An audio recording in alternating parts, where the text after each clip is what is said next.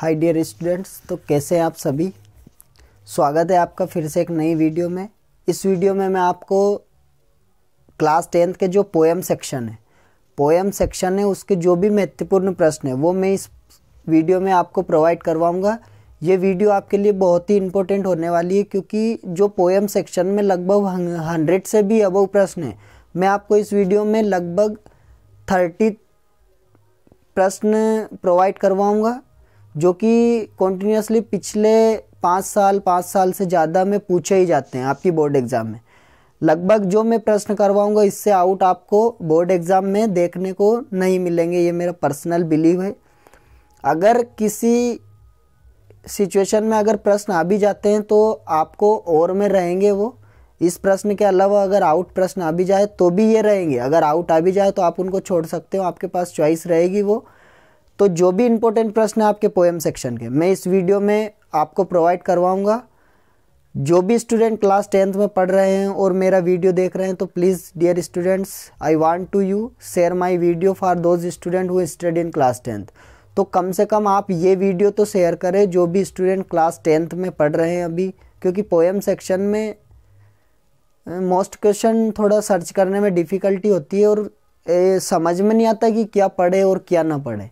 तो इसलिए मैं आपको ये वीडियो प्रोवाइड करूंगा। इसमें आपको मोस्ट क्वेश्चंस ही मिलेंगे जो कि आप आपके फ्री टाइम में देख सकते हैं। अगर आपने पहले से ही क्वेश्चन याद कर रखे हैं तो आप उस पे जो भी मेरे वीडियो में क्वेश्चन है उसमें टिक मार्क कर सकते हैं कि ये मोस्ट क्वेश्चन है। तो आइए क्वेश्चंस देखते हैं। क्वेश्चंस क्या है। फर्स्ट क्वेश्चन है what is dust of snow. Dust of snow क्या है and what does the poet से। कवि क्या कहता है हैज चेंज हिज मूड, कि उसकी मनोदशा बदल गई। How has the poet's mood change, और जो कवि की जो मनोदशा है वो चेंज कैसे हुई।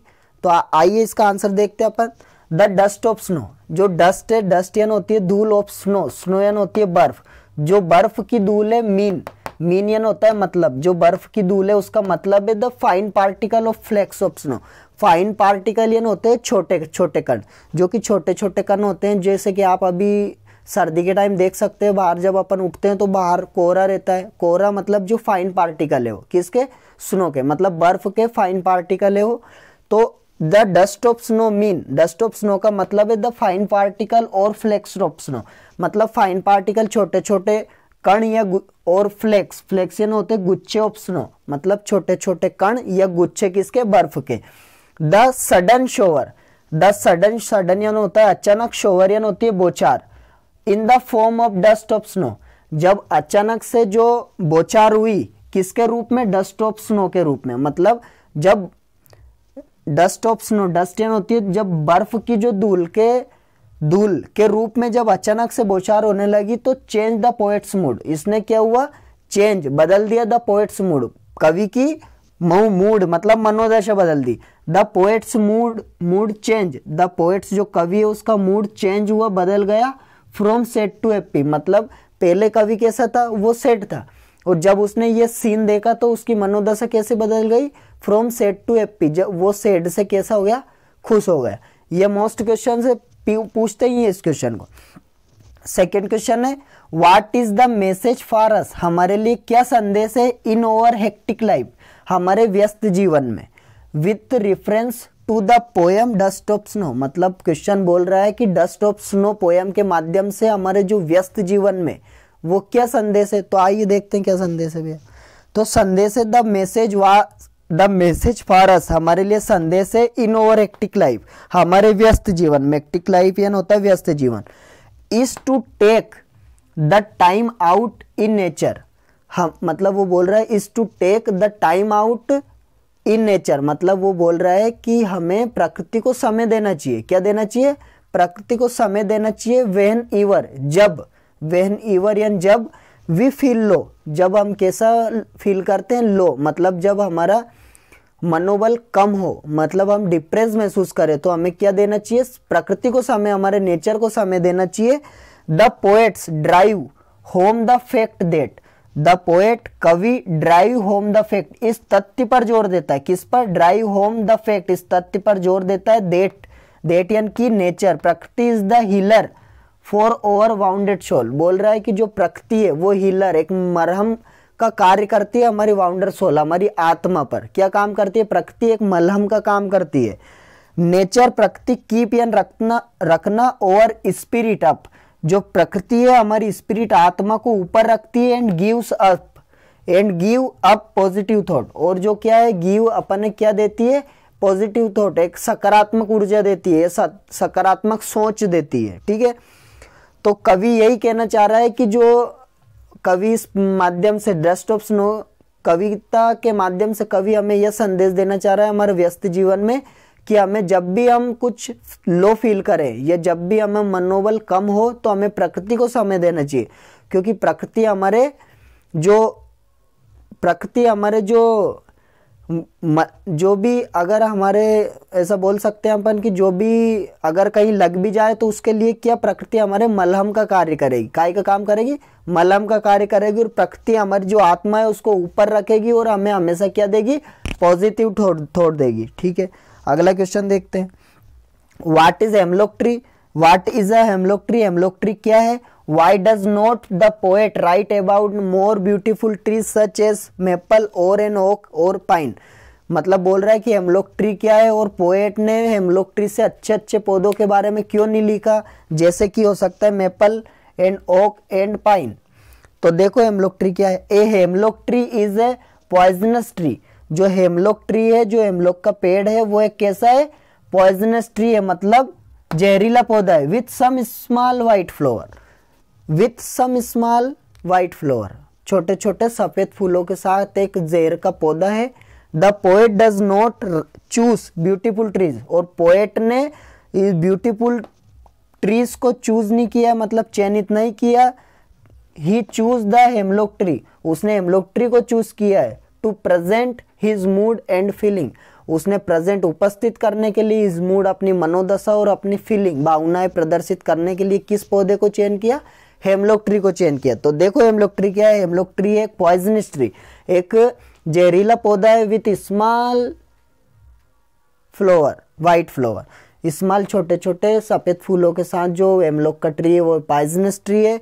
और poet does not choose beautiful tree, poet ने ब्यूटीफुल ट्री को चूज नहीं किया। ब्यूटीफुल ट्री कौन कौन सकते हैं? Maple, oak and pine. आप लिख भी सकते हो कि the poet does not choose the maple and oak and pine trees because क्यों? He choose the hemlock tree to present his mood and his feeling, अपनी मनोदशा और अपनी भावनाओं को व्यक्त करने के लिए उसने हेमलॉक ट्री का चयन किया है। ये क्वेश्चन बहुत बार पूछा जाता है। ये क्वेश्चन तीनों पूछे जाते हैं वो तो, लेकिन ये बहुत बार पूछा जाता है और 2023 में आने की 100% संभावना है इसकी। आप लिख सकते हो 2023। ठीक है, अगले क्वेश्चन देखते हैं।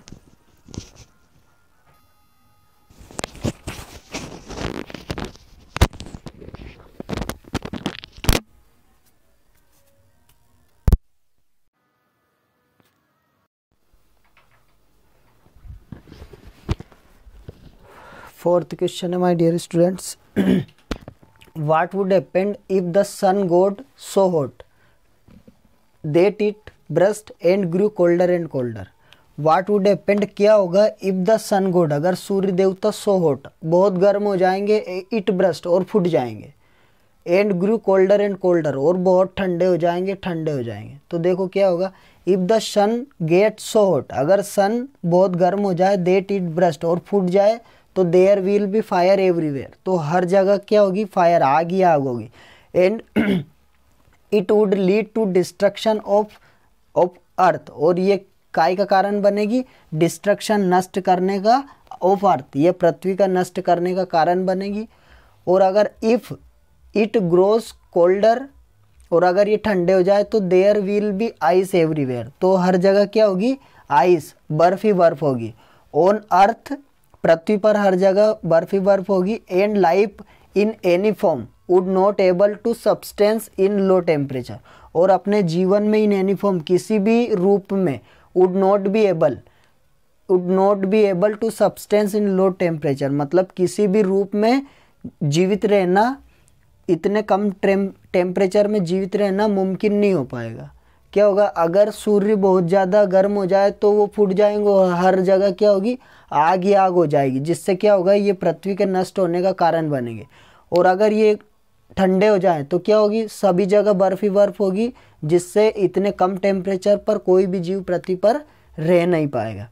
अगला क्वेश्चन देखो, फार फ्रस्ट रॉबर्ट फ्रस्ट है, चैप्टर आइस एंड इस फायर एंड आइस के ये राइटर है, वो पोएट रॉबर्ट फ्रॉस्ट। तो for Frost, what do fire and ice stand for, उनका क्या है कि व्हाट एंड क्या, फायर एंड आइस क्या है और क्या को किसको स्टैंड करती है ये।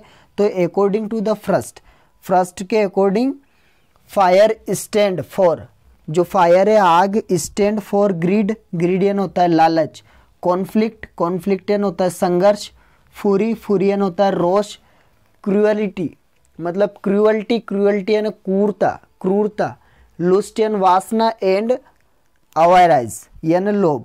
मतलब जो अपनी फायर है आग किसको स्टैंड करती है, ग्रीड को, कॉन्फ्लिक्ट को, फुरी को, क्रूअल्टी, लुस्ट एंड अवायराइज।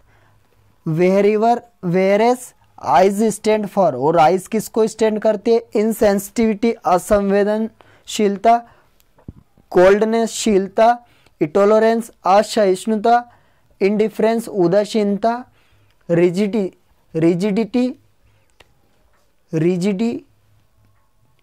और कठोरता, एंड हेट्रेट और घृणा। जो भी आई से जो आपकी बर्फ है वो किस किस को स्टैंड करती है, असंवेदनशीलता, असहिष्णुता और उदासीनता, क्रूरता एंड हेट्रेट और घृणा आदि को क्या ये आई से स्टैंड करती है।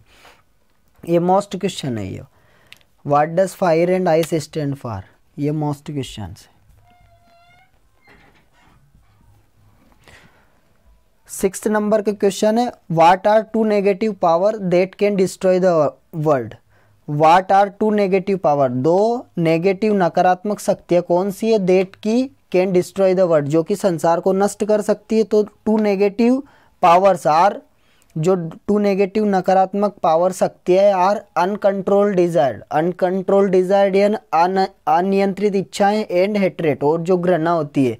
ये दो क्या है, दो नेगेटिव पावर है। ये कौन कौन से, uncontrolled desire and hatred, uncontrolled desire and hatred are, ये क्या है, आर टू नेगेटिव पावर्स।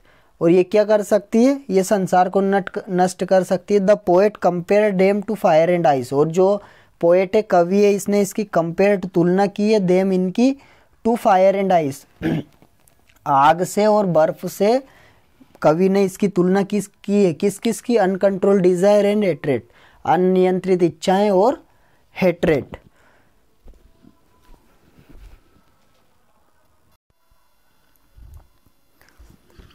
हाँ तो डियर नेक्स्ट क्वेश्चन है, what is the message of the poem a tiger in the zoo. What is the message, कविता का message क्या है, ऑफ द पोएम मतलब कविता का मैसेज क्या है, अ टाइगर इन द जू। पोएम का नाम है अ टाइगर इन द जू। देखो तो आंसर क्या है, the message of the poem is that, जो कविता है उसका मैसेज संदेश यह है, इज देट यह है कि the animal in the zoo are not happy, कि जो एनिमल है, जो पशु है, इन द जू चिड़ियाघर में, आर नॉट हैप्पी, जो कैसे हैं, खुश नहीं है। जो एनिमल है चिड़ियाघर में वो खुश नहीं है। They deserve to be free, वो डिजर्व करते हैं टू बी फ्री, मुक्त होने के लिए, मतलब वो मुक्त होने के हकदार है, स्वतंत्र रहने के हकदार है। Roaming about their natural habit, roaming यानी घूमना, अबाउट देयर नेचुरल हैबिट मतलब वो उनके नेचुरल हैबिट, जो प्राकृतिक उनकी आदतें हैं उसमें घूम सकते हैं। And we human being have no rights to deny them this, और हम मानव, जो वी ह्यूमन, हम मानव है ना, बीइंग हैव नो राइट्स, हमारे पास उन ऐसा कोई कर्तव्य नहीं है जो हम उनके साथ ऐसा कर सकते हैं। डेनी देम दिस मतलब उन्हें बंदी बना के किसी में रख सकते हैं, ऐसा हमारे मानव के पास ऐसा कोई हक नहीं है, ना ऐसे कोई राइट्स है हमारे, ना ऐसे कोई कर्तव्य है कि हम उन्हें पिंजरे में रख सके, मतलब केज में। आल्सो इवन इन द जू, यहाँ तक कि इवन इन द जू में, चिड़ियाघर में, they should have more space and freedom, यहाँ तक कि चिड़ियाघरों में भी उनके लिए मोर स्पेस, ज़्यादा जगह होनी चाहिए, और फ्रीडम, और क्या होनी चाहिए, स्वतंत्रता होनी चाहिए। तो कविता ई का मैसेज यही है कि जो एनिमल है, जो चिड़ियाघरों में जो एनिमल है वो खुश नहीं है और वो डिज़र्व करते हैं फ्री रहने के लिए। मन का उनका हक है कि वो स्वतंत्र रह सकते हैं, जो उनकी प्राकृतिक आदतें हैं उनमें घूम सकते हैं, और हम मानव के पास ऐसा कोई हक नहीं है कि हम उनके साथ ऐसा करें। कैसा? कि हम उन्हें कैद करके रखें।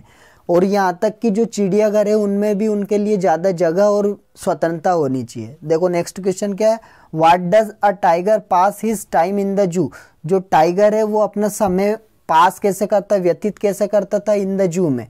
तो देखो द टाइगर इन द जू, जो टाइगर था इन द जू में, जो चिड़ियाघर में जो टाइगर था इज लॉक्ड, वो कैसा था, लॉक्ड था इन द केज एक पिंजरे में लॉक था, वो मतलब बंदी था।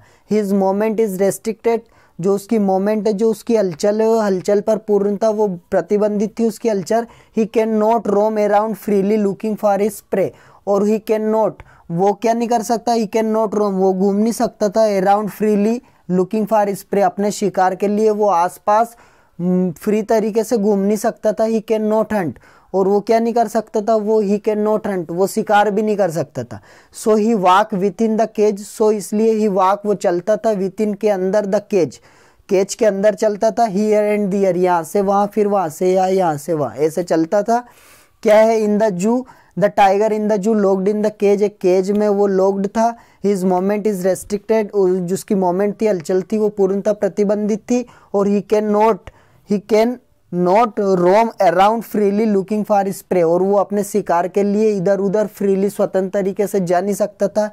ही कैन नॉट हंट, वो शिकार नहीं कर सकता था। So he walk within the cage, इसलिए वो पिंजरे में इधर उधर चलता था, हियर एंड दियर। देखो 9th क्वेश्चन है, what does in the word of possession mean. जो वर्ड पोजेशन है, जो संपत्ति की दुनिया है, उसका क्या मतलब है। What does in the words of possession mean, जो संपत्ति की दुनिया है उसका क्या मतलब है। तो the words of possession point two the materialistic view of life. जो पोजेशन की दुनिया है, जो संपत्ति की दुनिया है, वो किसको पॉइंट करती है, वो पॉइंट करती है मटेरियलिस्टिक व्यू ऑफ लाइफ। जीवन के जो भौतिकवादी दृष्टिकोण है उसको, जो ये पोजेशंस है ना, वो लाइफ की जो भौतिकवादी दृष्टिकोण है उसको क्या करती है, पॉइंट करती है। इन टूडेज वर्ल्ड, आज के जो संसार में पोजेशंस, जो आज के संसार है उसमें पोजेशन, संपत्ति की दुनिया ने have taken the front seat in our lives. हमारे जीवन की जो फ्रंट सीट है, सबसे आगे की सीट है, वो ले ली किसने, जो संपत्ति की दुनिया। आज सब कुछ हो सकता है पैसों से, जिसके पास पैसे हैं वो कुछ भी कर सकता है। तो देखो यही तो कह रहा है वो, कि जो संपत्ति की दुनिया है वो किधर पॉइंट करती है, वो भौतिकवादी दृष्टिकोण को पॉइंट करती है। मटेरियलिस्टिक व्यू ऑफ लाइफ, जीवन के भौतिकवादी दृष्टिकोण। इन टूडेज वर्ल्ड, आज के संसार में पोजेशन, संपत्ति ने have taken the front seat in our lives, हमारे जीवन की सबसे प्रमुख, सबसे प्रथम सीट, जो बैठने की सीट होती है, उसको ले लिया है। टेकन यानी ले लेना, टेकन।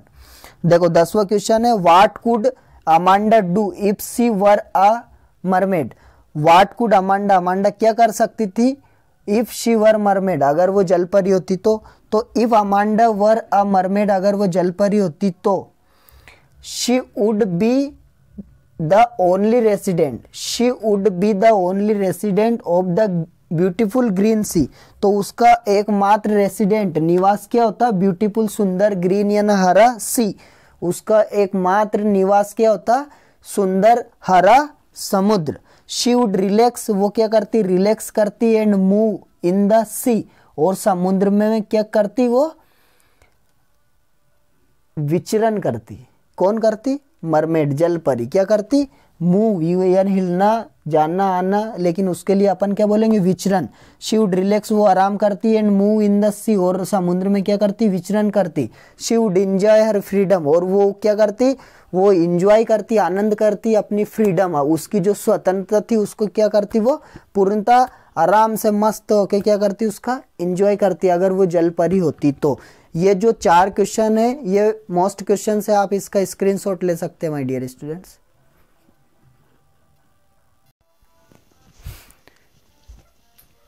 इलेवेंथ क्वेश्चन है my dear student, how does the poet compare the branches to.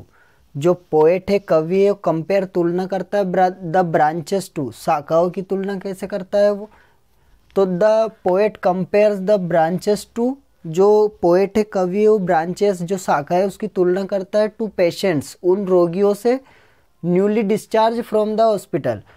जो कवि है वो जो ब्रांचेस है, शाखाओं की तुलना उन रोगियों से करता है जो हॉस्पिटल से अभी अभी क्या हुए, डिस्चार्ज हुए हैं। डिस्चार्ज मतलब जिन्हें हॉस्पिटल से अभी अभी छुट्टी मिली है।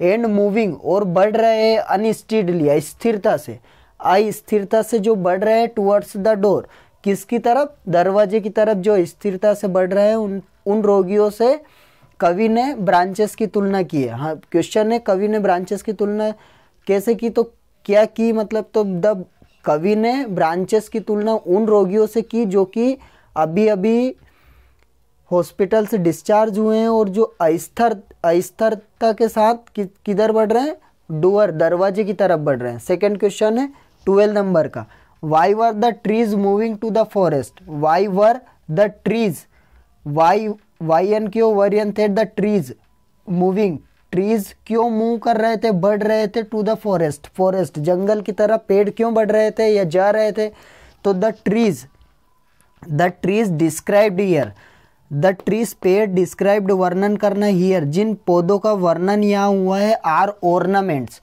वो कैसे, सजावटी पेड़ है।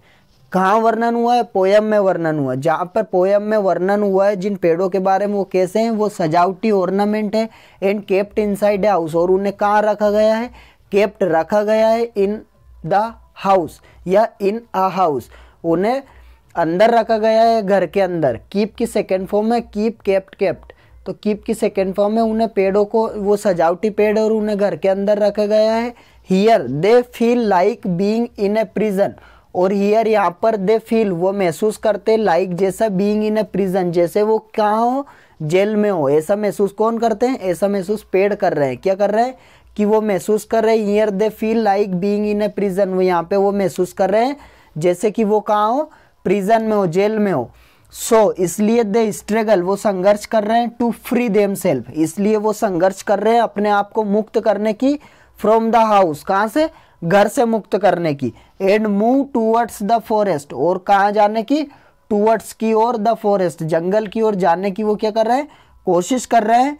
Which is there natural home, जो कि उनका क्या है, प्राकृतिक घर है। किनका घर है, पेड़ों का, पेड़ों का याद ही, जंगल क्या है, उनका प्राकृतिक घर है, वहाँ अधिकतर पेड़ ही पेड़ रहते हैं, तो वो क्या है, उनका प्राकृतिक घर है।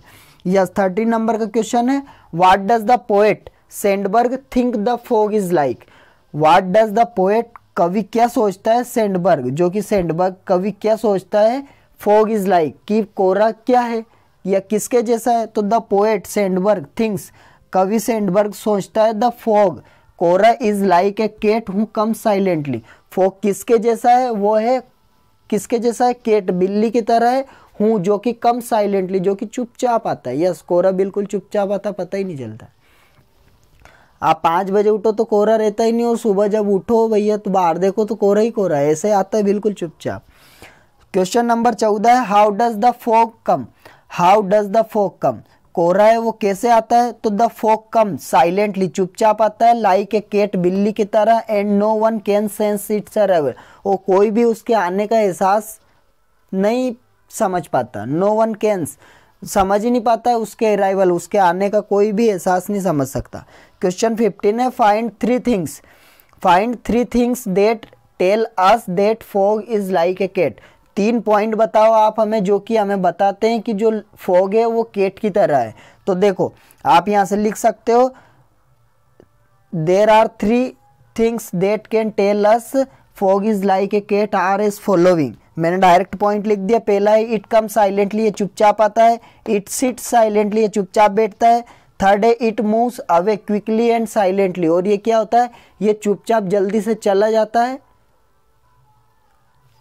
चुपचाप जल्दी से चला जाता है। 3 पॉइंट है, चुपचाप आता है, चुपचाप बैठता है और चुपचाप जल्दी से चला जाता है। ये 15 क्वेश्चन है, ये 15 question poem section marathon first number में डलेगा, और जो दूसरे 15 क्वेश्चन है वो पोएम सेक्शन के मैराथन नंबर सेकंड में डलेगा। मतलब 2 पार्ट में वीडियो डलेगा, एक पार्ट नंबर फर्स्ट, एक पार्ट नंबर सेकंड। अगर दोनों वीडियो को कॉम्बिनेशन करें, अगर साथ में डालें तो वीडियो लंबा हो जाएगा, इसलिए आपको देखने में प्रॉब्लम क्रिएट हो सकती है। इसलिए माय डियर स्टूडेंट, 2 सेक्शन में पोएम के पार्ट्स डलेंगे, poem section first marathon, poem section second marathon. दोनों पोएम सेक्शन से क्वेश्चन आउट नहीं जाएंगे, इट्स प्रॉमिस, ये मेरा आपसे प्रॉमिस है। अगर जाएगा भी तो भी मैं करवाऊंगा, वही लिख के आओगे आप, क्योंकि एक्स्ट्रा आपके चॉइस रहेगी वहाँ, या आप ये कर सकते हो या वो कर सकते हो। अभी तो इतनी कोशिश करेंगे कि जो भी प्रश्न अथवा में भी आए और में भी आए वो भी इन्हीं में से आएंगे।